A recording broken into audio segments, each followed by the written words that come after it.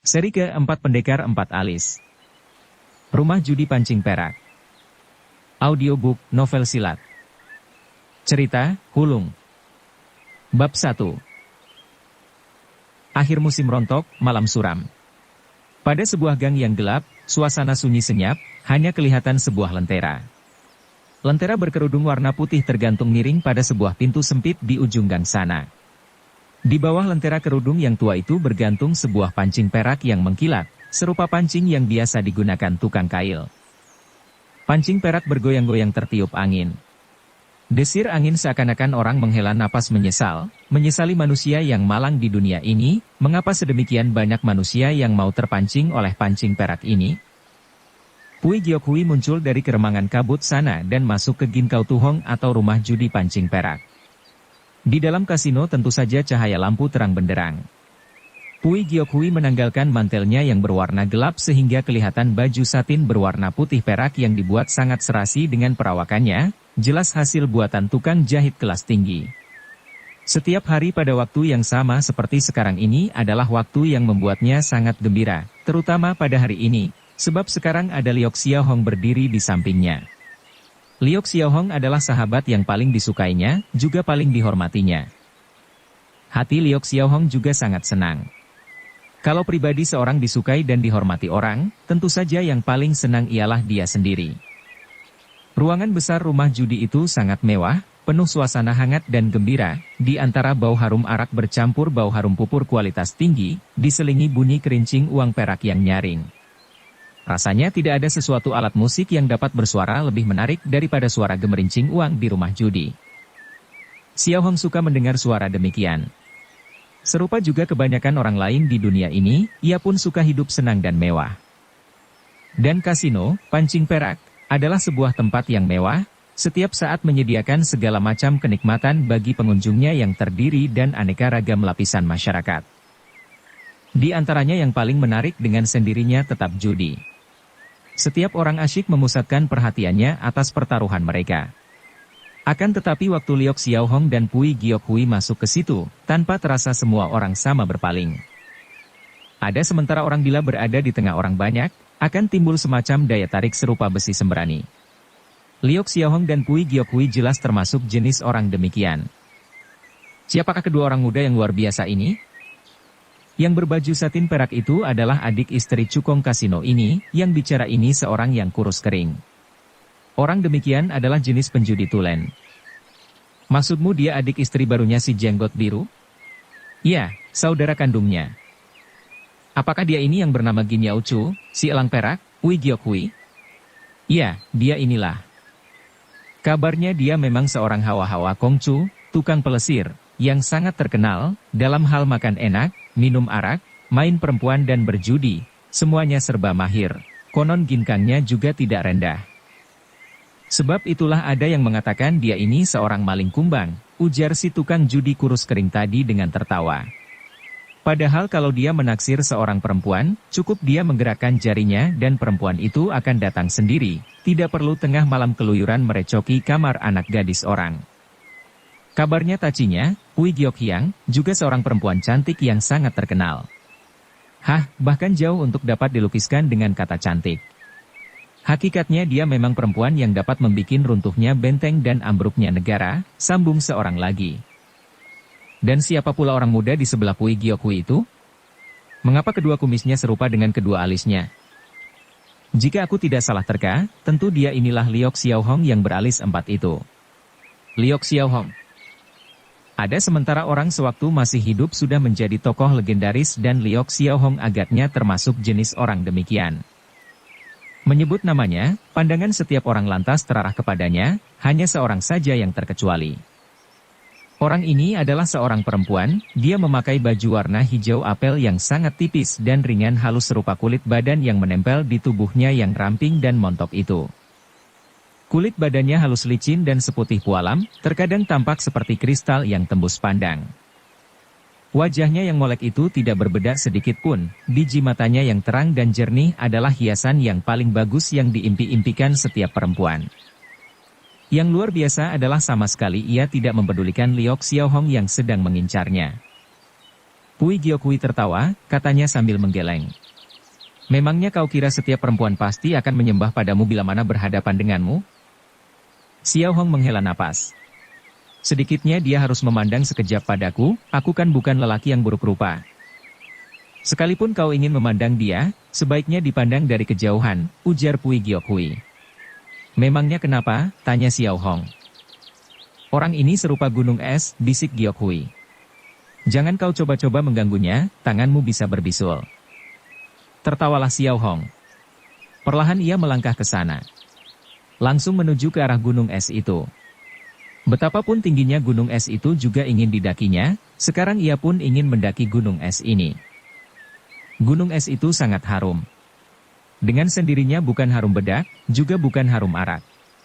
Ada sejenis perempuan yang serupa bunga, bukan cuma cantik, bahkan pada tubuhnya terluar semacam bau harum.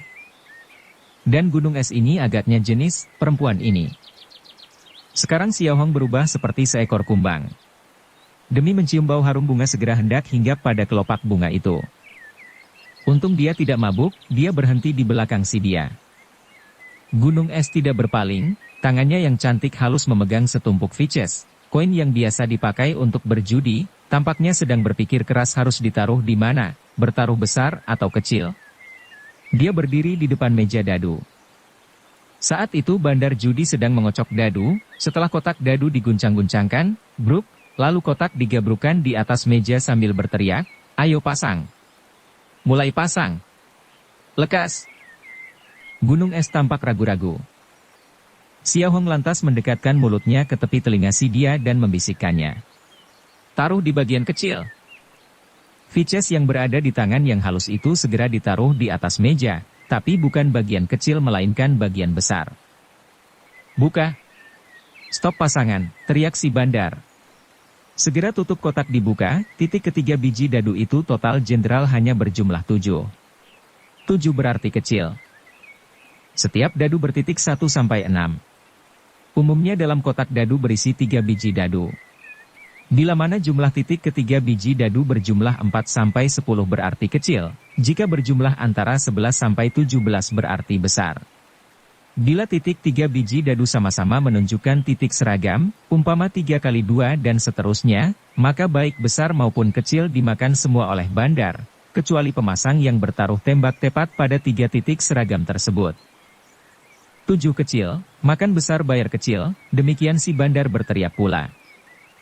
Wajah si gunung es tampak pucat, ia menoleh dan mendeliki Liok Xiao Hong sekejap dan segera melengos terus tinggal pergi. Xiao Hong hanya menyengir saja tanpa bisa omong apa-apa. Ada sementara perempuan yang pembawaannya memang berdarah pemberontak, terutama memberontak terhadap kaum lelaki. Seharusnya Xiao Hong memikirkannya sejak tadi bahwa kemungkinan perempuan ini adalah jenis pemberontak. Gunung es terus melangkah di tengah kerumunan orang, pada waktu berjalan gayanya juga lain daripada yang lain. Perempuan yang bergaya semacam ini, biarpun ada 100.000 orang juga sukar ditemukan satu, jika kau lewatkan begini saja kan sayang, bila tidak lekas kau kejar dia. Kau pasti akan menyesal nanti, demikian Liok Xiao Hong mendorong dirinya sendiri. Biasanya dia memang sangat menuruti dorongan diri sendiri, maka segera ia menyusul ke sana. Tapi Pui Giokhui lantas menyongsongnya dan menegur. Benarkah engkau ingin mendaki gunung es? Aku tidak takut kedinginan, sahut Xiao Hong. Giokhui menepuk pundaknya dan berkata. Tapi kau harus hati-hati, gunung es sangat licin, bisa tergelincir. Kau sendiri tergelincir berapa kali? Tanya Xiao Hong tiba-tiba. Giokhui tertawa menyengir. Sampai Xiao Hong sudah keluar pintu barulah ia menghela napas dan bergumam. Tergelincir dari gunung es paling banyak cuma 1 kali, sebab 1 kali saja sudah cukup membikin orang terbanting mampus. Pada gang yang panjang itu masih tetap gelap. Malam sudah larut. Kendaraan sama diparkir di luar gang. Orang macam apapun. Kalau hendak mengunjungi kasino, pancing perak, harus melalui gang yang panjang dan gelap ini. Hal ini membuat kasino ini menjadi lebih misterius dan juga tambah merangsang. Misterius dan merangsang biasanya memang paling kuat daya tariknya. Pancing perak masih bergoyang-goyang tertiup angin, orang yang terpancing oleh pancing perak bisa jadi jauh lebih banyak daripada ikan yang dipancing oleh tukang kail di tengah malam remang-remang, Si gunung es berjalan di depan, kini tubuhnya sudah bertambah sebuah mantel warna hijau muda. Xiao Hong mengintil dan belakangnya, gang yang panjang dan gelap ini tidak ada orang lain. Mendadak gunung es membalik tubuh dan menatap Xiao Hong dengan sorot mata yang dingin. Terpaksa Xiao Hong berhenti dan menyengir. "Untuk apa kau kuntit diriku?" tegur gunung es. "Ku bikin kalah taruhanmu. Hatiku tidak enak, maka hendak kau ganti rugi padaku," tukas si gunung es. Xiao Hong mengangguk, "Cara bagaimana akan kau ganti? Ku tahu di kota ini ada satu tempat makan yang buka sepanjang malam, masakannya lumayan, kini sudah jauh malam, engkau tentu rada lapar." Biji mata si gunung es mengerling, ucapnya, "Cara ini kurang baik, aku mempunyai cara lain yang lebih baik." "Oh, bagaimana?" tanya Xiao Hong. Tertawa si gunung es, "Coba kemari, akan ku beritahu." Dengan sendirinya Xiao Hong menurut dan mendekat ke sana. Sungguh tak tersangka olehnya bahwa gunung es ini juga ada kalanya mencair, yang lebih tak terpikir olehnya adalah waktu dia mendekat. Kontan sebuah tamparan mengenai pipi kirinya, menyusul pipi kanan juga tergampar satu kali. Cepat amal gerak tangan gunung es ini, bukan saja cepat, bahkan juga keras. Bukan Liok Xiao Hong tidak dapat menghindarinya, mungkin tak terpikir olehnya pukulan orang bisa sedemikian kerasnya. Apapun juga, yang jelas dia benar-benar digampar dua kali dengan tepat sehingga dia melenggong. Gunung es tertawa dingin, lebih dingin daripada es, "Lelaki semacam dirimu sudah terlalu banyak kulihat serupa lalat dan kepinding, bila melihatnya rasaku lantas muak." Setelah melengos lalu ia melangkah pergi lagi, sekali ini betapapun tebalnya kulit muka Liok Xiao Hong juga tidak berani mengintil lagi ke sana. Terpaksa ia menyaksikan gunung es itu menghilang di kejauhan. Gang itu sangat panjang, jalannya tidak terlalu cepat ketika hampir lenyap di ujung gang sana, mendadak dan kegelapan menerjang keluar 4 lelaki kekar, 2 orang menelikung tangannya, 2 orang memegang kakinya. Gunung es menjerit kaget, agaknya ia hendak melawan, tapi orang-orang itu tidak serupa Liok Xiao Hong yang sayang pada perempuan, tanpa bicara mereka terus membekupnya dan diangkat pergi. Muka Liok Xiao Hong masih kesakitan, mestinya ia tidak ingin ikut campur urusan ini. Tapi sayang, pembawaannya memang suka ikut campur urusan tetek bengek, jika dia menyaksikan begitu saja 4 lelaki kekar mengerebuti seorang perempuan, sungguh pedih sekali hatinya. Maka ketika keempat orang itu hendak menyeret pergi si gunung es, tahu-tahu seorang yang berkumis seperti alis telah mengadang di depan mereka sambil menjengek, "Lepaskan dia. Lalu kalian merangkap pergi, kalau tidak menurut, akan kupukul peot hidungmu." Dengan sendirinya keempat lelaki itu bukan orang yang suka menurut kehendak orang yang tak dikenal, akan tetapi ketika 2 orang benar-benar hidungnya terpukul peot, yang tidak menurut terpaksa harus tunduk. Maka keempat orang terpaksa merangkak keluar gang itu, hidung kedua orang masih terus mencucurkan darah. Dalam pada itu si gunung es sudah mulai cair, sebab sekujur badannya lemas terkulai ketakutan, sekarang dia yang memohon kepada Xiao Hong. "Aku tinggal di dekat situ, dapatkah kau antar aku pulang?" Tempat tinggalnya ternyata tidak dekat, tetapi sedikit pun Xiao Hong tidak menggerundel. Sesungguhnya dia malah berharap tempat tinggal si dia lebih jauh lebih baik. Sebab sekarang si dia berbaring dalam pelukan Xiao Hong, seperti tidak sanggup berduduk tegak lagi. Untung pintu kereta tertutup rapat, kerai juga diturunkan. Kereta kuda itu terus melaju sekian lamanya, tidak sedikit yang mereka bicarakan, berhenti bicara, lalu bicara lagi. "Aku bukan lalat, juga bukan kepinding, aku Shiliok, bernama Xiao Hong," demikian tentu saja dia yang buka mulut lebih dulu. Si gunung es tertawa, sekali ini tertawa sungguh-sungguh, ucapnya. "Aku Shiling, lengkapnya namaku Ling Yaxiang." Xiao Hong tertawa, ia merasa namanya ternyata sangat sesuai dengan orangnya, sebab Ling Yaxiang artinya dingin seperti es. "Keempat orang tadi kau kenal?" tanya Xiao Hong. Ling Yaxiang menggeleng. "Mengapa mereka mengganggu dirimu?" tanya Xiao Hong pula. Ling Yaxiang ingin buka mulut, tapi mukanya lantas merah, akhirnya menunduk. Xiao Hong tidak tanya lagi. Orang lelaki mengganggu orang perempuan, terkadang memang tidak perlu pakai alasan apapun. Apalagi seorang gadis menarik seperti dia ini. Pribadinya sendiri sudah merupakan alasan yang paling baik dan cukup menarik kaum lelaki untuk mengganggunya. Kereta itu tidak cepat larinya, kabin kereta sangat enak diduduki, rasanya seperti duduk di kursi goyang saja. Bau harum pada tubuh Ling Yaxiang rasanya seperti bau harum anggrek, seperti juga mawar. Halus, sedap dan memikat. Andaikan perjalanan ini ditempuh 3 hari 3 malam juga Xiao Hong takkan keberatan. Tiba-tiba Ling Yaxiang berkata, rumahku terletak di Gang Bahagia, rumah pertama di sebelah kiri. Gang Bahagia terletak di mana? Tanya Xiao Hong. Tadi sudah kita lalui, kata si Nona. Tapi kau... Tidak kuhentikan kereta, sebab malam ini aku tidak ingin pulang. Mendadak Xiao Hong merasa jantung sendiri sedang berdetak dengan keras, beberapa kali lebih cepat daripada biasanya. Bila mana ada seorang anak perempuan secantik ini berada dalam pelukanmu dan menyatakan malam ini dia tidak ingin pulang ke rumah, maka dapat dipastikan jantungmu akan berdebar terlebih cepat daripada Liok Xiao Hong sekarang. Malam ini aku kalah terus-menerus, aku ingin berganti sebuah tempat agar berubah mujur, ujar Ling Yaxiang. Hati Xiao Hong jadi dingin lagi. Sudah sejak dulu dia sering memperingatkan dirinya sendiri agar jangan terlalu cepat merasa senang, akan tetapi penyakit ini ternyata sukar berubah. Apakah kau tahu di kota ini masih ada sebuah kasino lain yang bernama Kim Kau Tu Hong? Xiao Hong menggeleng, Kim Kau Tu Hong atau rumah judi pancing emas, mendengar saja belum pernah. Kau datang dari daerah lain. Dengan sendirinya tidak tahu, ujar Ling Yaxiang. Tempat itu sangat rahasia, tanya Xiao Hong.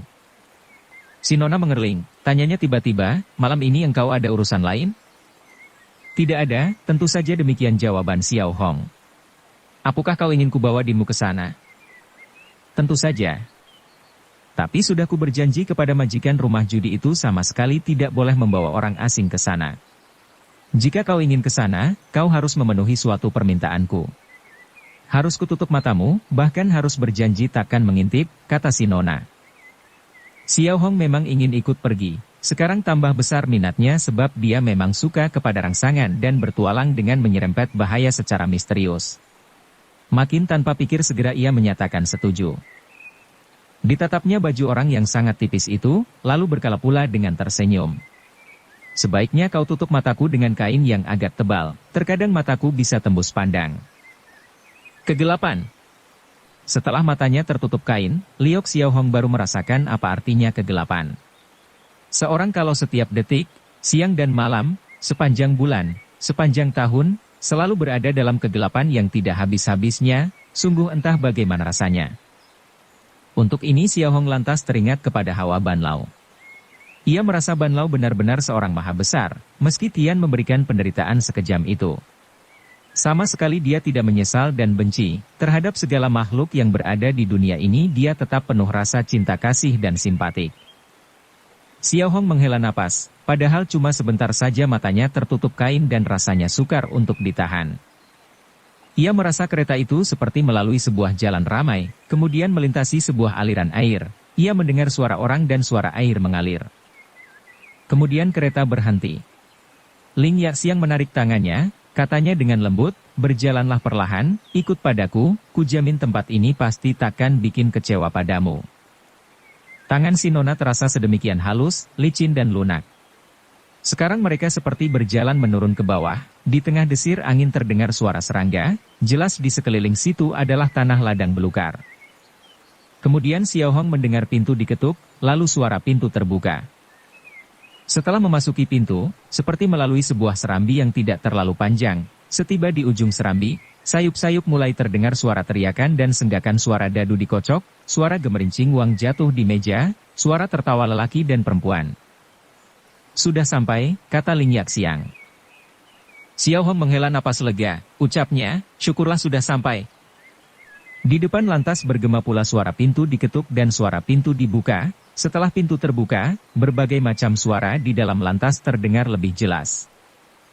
Ling Yaxiang menariknya masuk ke situ, katanya perlahan, berdiri dan tunggu di sini, akan kucari tuan rumah dulu. Dia lepaskan tangan Xiao Hong, bau harum yang memabukkan itu lantas makin menjauh. Sekonyong-konyong, belang, suara pintu ditutup dengan keras, lalu suara berisik orang banyak tadi mendadak juga lenyap secara ajaib. Jagat raya ini mendadak berubah sunyi senyap. Xiao Hong merasa seperti tiba-tiba dijebloskan ke dalam kuburan. Memangnya apa yang terjadi?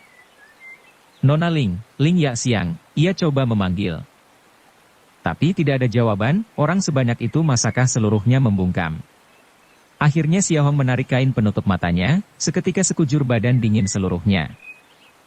Di dalam rumah ternyata tidak ada orang, seorang pun tidak ada. Lantas kemana perginya orang-orang tadi? Jika orang-orang itu menghilang dalam sekejap rasanya tidak mungkin terjadi. Padahal ruangan ini tidak besar. Ada sebuah tempat tidur, sebuah meja yang penuh santapan dan arak. Semuanya dalam keadaan utuh belum terjamah. Tanpa terasa Xiao Hong merinding, mendadak diketahuinya bahwa di dalam rumah ini betapapun tidak mungkin memuat orang sebanyak itu. Padahal siapapun dapat melihat bahwa di dalam rumah tadi sesungguhnya tidak ada orang, seorang pun tidak ada. Akan tetapi Xiao Hong jelas-jelas mendengar suara orang banyak tadi. Jika dia percaya kepada matanya sendiri berarti tidak percaya telinganya sendiri. Padahal telinganya biasanya sangat sehat dan terpercaya, tidak ada penyakit apapun. Lantas apakah yang terjadi? Bila di dalam sebuah rumah yang tidak ada seorang pun, tapi bisa memunculkan macam-macam suara, pada zaman itu boleh dikatakan tidak mungkin terjadi. Dan hal yang tidak mungkin terjadi sekarang justru telah terjadi dan justru dialami oleh Liok Xiao Hong. Mungkinkah rumah ini rumah setan? Tiba-tiba Xiao Hong tertawa. Ia memutuskan takkan memikirkan hal-hal yang sukar dipecahkan ini. Ia ingin berdaya untuk keluar lebih dulu, tapi dia tidak dapat keluar. Rumah ini hakikatnya tidak ada jendela dan pintu, bahkan lubang apapun tidak ada. Sekeliling rumah ini, dinding dan pintunya semuanya terdiri dari lapisan papan besi yang tebal. Kembali Xiao Hong tertawa, menghadapi hal-hal yang memusingkan kepala dan tidak berdaya, selalu dia tertawa. Kebiasaan ini dianggapnya satu di antara kebiasaannya yang baik. Tertawa tidak cuma bisa membuat orang lain gembira, juga dapat membuat senang dirinya sendiri. Akan tetapi sekarang Xiao Hong tidak dapat senang. Santapan di atas meja ternyata santapan pilihan dan dimasak oleh koki kelas 1. Bahkan merupakan santapan kegemaran Xiao Hong. Orang yang memasang perangkap ini jelas telah mengetahui dengan terang kehidupan Liok Xiao Hong sehari-hari. Arak yang disediakan pun arak Li Jihong yang disukai Xiao Hong, malahan satu guci penuh belum terbuka. Di bawah guci tertindih secarik kertas dengan tulisan, silakan Anda minum barang secawan, tempat ini disediakan oleh sahabat lama. Tapi Xiao Hong tidak tahu siapa di antara sahabat lama yang sengaja mengerjainya seperti sekarang ini. Di samping kertas surat itu tertulis juga dua baris huruf kecil dengan gaya tulisan yang lembut, bunyinya. Silakan Anda istirahat 3 hari, setelah 3 hari akan kujemput. Di bawah tidak ada tanda tangan dan nama penulisnya tapi dari gaya tulisannya jelas adalah tulisan orang perempuan, tentu surat yang ditinggalkan si gunung es Ling Yaxiang. Dia seperti sudah memperhitungkan Liok Xiao Hong pasti akan masuk perangkapnya. Sudah diperhitungkan secermat ini dan memasang perangkap ini, tujuannya hanya menahan Xiao Hong di sini selama 3 hari. Xiao Hong tidak percaya, tapi toh tidak dapat menerka adakah maksud tujuan lain kecuali menahan dirinya 3 hari di sini. Ia lantas berduduk dan mengangkat sumpit dilihatnya makanan yang paling disukainya dan mulai makan sumpitnya buatan perak, santapan tak beracun, dengan sendirinya mereka tahu. Adalah tidak mudah jika ingin meracuni Liok Xiao Hong. Xiao Hong lantas mengangkat guci arak itu, sekali tepuk ia buka tutup guci yang dilas dengan tanah liat itu. Mendadak terdengar suara, peluk, asap tipis tersembur keluar, lalu, blang, guci arak jatuh di lantai dan pecah berantakan melihat arak yang berceceran di lantai, Xiao Hong ingin tertawa, tapi tidak sempat, segera ia jatuh pingsan. Waktu Xiao Hong siuman, ia meraba bajunya basah kuyup, dilihatnya fajar sudah hampir menyingsing, pegunungan di kejauhan yang semula remang-remang itu kini sudah mulai kelihatan hijau segar, di tengah semilir angin pagi juga terbawa harum bunga hutan. Terlihat asap tungku mengepul di sana-sini, tapi di dekat situ tiada kelihatan rumah penduduk. Jika tempat ini adalah tempat berhentinya kereta semalam, lalu kemana perginya rumah berdinding besi itu? Jika di sini bukan tempat yang didatanginya, cara bagaimana pula dia bisa berada di sini? Dengan susah payah orang-orang itu memasang perangkap untuk menjebaknya, apakah tujuannya hanya mengantar dia ke ladang belukar ini untuk tidur semalam di sini? Yang lebih tidak dimengerti adalah apa maksud tujuan mereka itu? Maka ditanggalkannya baju luar yang basah itu dan disampirkan di pundak, lalu pulang dengan langkah lebar. Ia tinggal di Ngobok Hekchan, Hotel Panca Rejeki, di tengah kota. Sekarang ia ingin pulang ke sana untuk mandi air panas, makan sekenyangnya, lalu tidur selelapnya. Habis itu akan dipikirkan hal-hal yang sukar dipecahkan itu. Dari jauh sudah terlihat papan merek Mohawk Hekchan.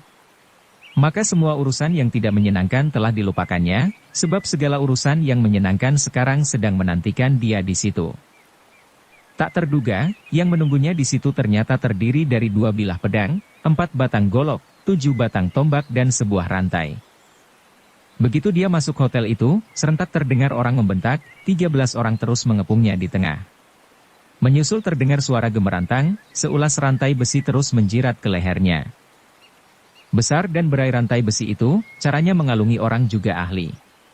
Tapi Liok Xiaohong hanya menggunakan 2 jari saja. Sekali jepit, rantai itu lantas putus menjadi 2, bagian yang putus jatuh ke lantai dan menerbitkan suara nyaring. Orang yang memegang rantai putus itu tergetar mundur dengan sempoyongan, mukanya pucat, tangannya rada gemetar, ia tuding Xiaohong dan membentak, kau berani melawan petugas? Melawan petugas? Xiaohong merasa heran, setelah melihat kopiah merah yang dipakai orang, ia berkerut kening dan menegas, kau petugas kepolisian. Orang itu mengangguk. Segera seorang lagi membentak di samping. Inilah Nyopot Hao, kepala reserse, dari kepolisian kota, kau berani melawan petugas, berarti melanggar hukum. Jadi kalian hendak menangkap diriku? Memangnya apa kesalahanku? Tanya Xiaohong. Bukti dan saksi sudah lengkap, memangnya untuk apa berlagak pilon, jengek Nyopot Hao. Bukti dan saksi?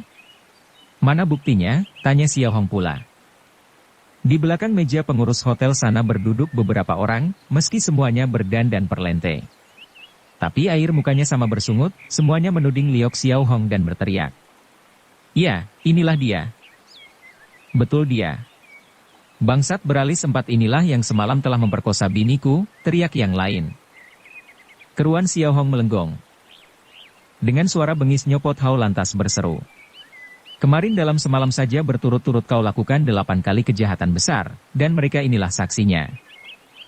Dan inilah buktinya, sambung salah seorang petugas sambil menuding bungkusan yang bertumpuk di belakang meja besar. Barang-barang ini ditemukan di kamarmu. Liok Xiaohong tertawa, ucapnya. Jika benar kucuri barang orang, memangnya akan kusimpan begitu saja di dalam kamar? Memangnya aku ini kelihatan sedemikian bodoh? Dari lagakmu, tampaknya kau anggap ada orang lain yang sengaja merampok barang-barang ini untuk diberikan padamu. Memangnya mereka anggap dirimu ini kakek moyangnya, jengek Nyopot Hao. Xiaohong jadi sulit untuk membantah. Sekonyong-konyong seorang mendengus. Membunuh orang, merampok, memperkosa anak istri orang, asal kita tak ikut campur, penjahat pasti tetap bebas di luar hukum. Ternyata di pojok sana berduduk 3 orang berjubah hijau tua bersulam, berkopiah. Rata-rata sudah berusia lanjut, semuanya duduk kering di sana, 2 orang minum teh, seorang lagi minum arak. Yang bicara adalah orang yang minum arak itu. Biasanya orang yang suka minum arak memang lebih banyak omongnya. Xiaohong tertawa, katanya. Membunuh orang dan merampok, memperkosa anak istri orang, semuanya tidak kalian urus. Memangnya urusan apa baru kalian mau urus? Kakek yang minum arak itu mendelik sehingga sinar matanya mencorong jengeknya, tidak peduli apa yang kau lakukan pasti tidak perlu kami urus. Hanya jangan sekali-kali kalian merecoki kami. Memangnya kalian ini orang macam apa? Tanya Xiaohong. Masa kau tidak kenal? Tanya si kakek jubah hijau. Tidak, sahut Xiaohong. Kakek itu mengangkat cawannya dan menenggak satu teguk dengan perlahan, tangannya yang memegang cawan kurus kering seperti cakar burung, bahkan kukunya sangat panjang, kuku berwarna hijau gelap. Tapi Xiaohong seperti tidak memperdulikannya.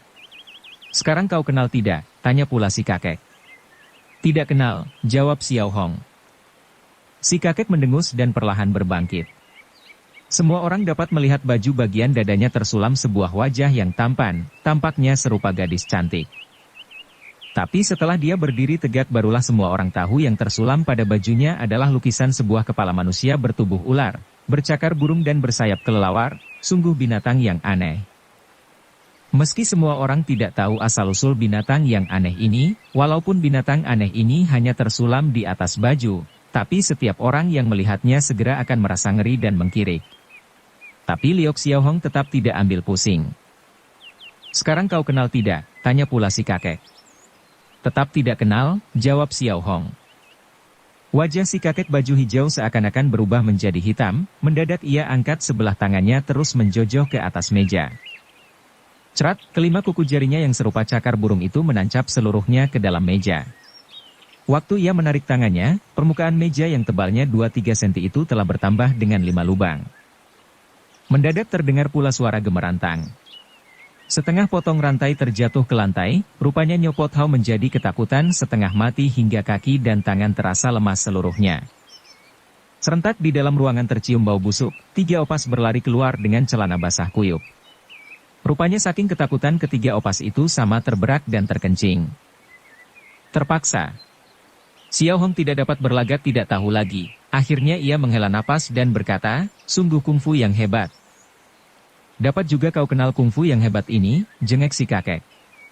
Xiaohong mengangguk dengan tersenyum. Padahal sejak tadi sudah dapat diketahuinya asal-usul ketiga kakek aneh ini, meski wajahnya tertawa, sebenarnya tangannya juga berkeringat dingin. Tiba-tiba si kakek memejamkan mata dan menengadah, lalu bersenandung, 9 langit 10 bumi, para jin dan semua malaikat sama masuk perguruanku dan harus tunduk kepada perintah. Xiaohong menghela napas, ucapnya, sekarang sudah ku ketahui siapa kalian. Kakek berbaju hijau itu mendengus. Tapi aku tidak tahu, dalam hal apa kiranya aku bersalah kepada kalian, tanya Xiaohong sambil tertawa kecut. Si kakek menatapnya tajam-tajam, mendadak ia mengacungkan tangannya. Serentak di halaman belakang sana bergema semacam suara sempritan yang aneh, suaranya memilukan seperti perempuan ditinggal mati suami, serupa tangisan arwah setan penasaran. Lalu muncul 4 lelaki bertelanjang badan bagian atas dengan dada penuh tertancap jarum. Mereka melangkah masuk dengan menggotong sepotong papan yang sangat besar. Di atas papan penuh termuat bunga seruni berwarna hijau tua. Kawanan lelaki ini berjalan dengan kaku. Mata melihat lurus seperti orang hilang ingatan, sekujur badan penuh tertancap jarum, tapi tidak mengucurkan darah setitik pun. Juga tidak kelihatan kesakitan. Malahan wajahnya tersembul semacam senyuman yang misterius dan menakutkan.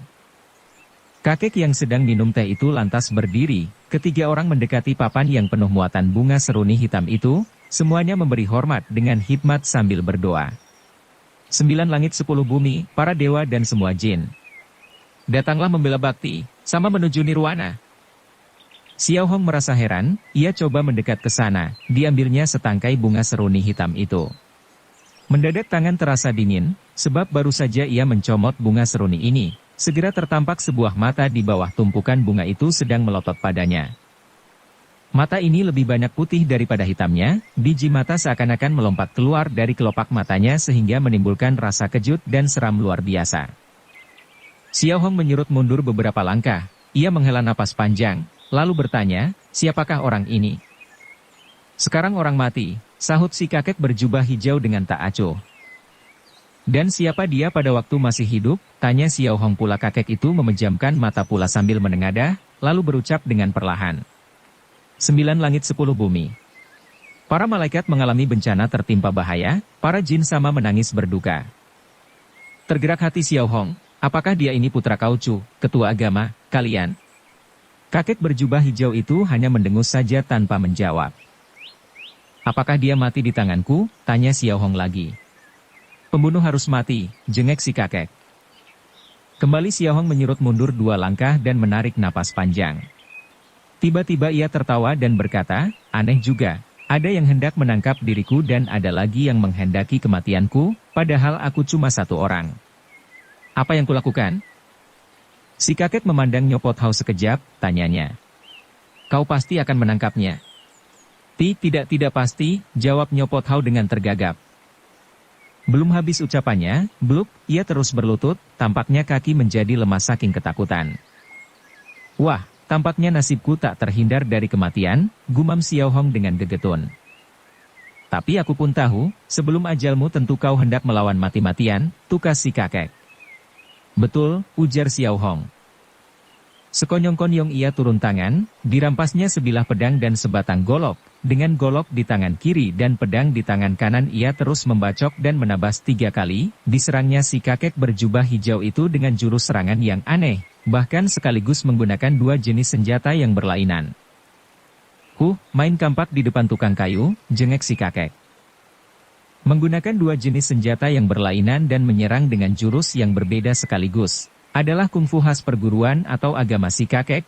Maka baru saja 3 jurus Xiao Hong menyerang, segera dapat dilihatnya di mana letak kelemahannya.